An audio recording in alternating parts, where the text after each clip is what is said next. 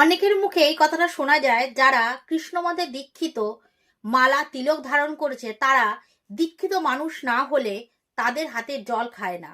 এটা কতটা শাস্ত্রসম্মত? দেখুন, গুরু নেই এমন কোনো মানুষ কিন্তু নেই, সে দীক্ষা নিক আর ছাই না নিক। কেন এই কথা বলছি?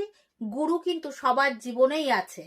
দেখুন, আমাদের প্রথম যে শিক্ষা দেয়, শিক্ষা যে দেয় সে তো গুরু।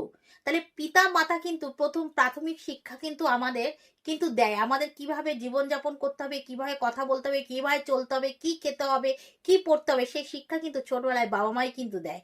তাই জন্য বাবা মাকে প্রথম গুরু বলা হয়েছে।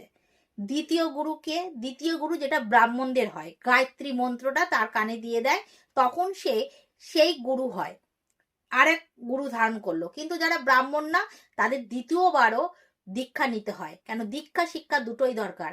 একটা গেল সামাজিক শিক্ষা, বাবা মা দিয়ে দিয়েছে গুরু রূপে, কিন্তু আধ্যাত্মিক চেতনার জন্য আমাদের গুরু করতে হবে। সৎ গুরু আশ্রিত হয়ে আধ্যাত্মিক পথে আমরা কিভাবে আগাবো, সেই চিন্তা করে আমাদের গুরু আশ্রিত হয়ে শিক্ষাগুরু এবং দীক্ষাগুরু নিতে হবে।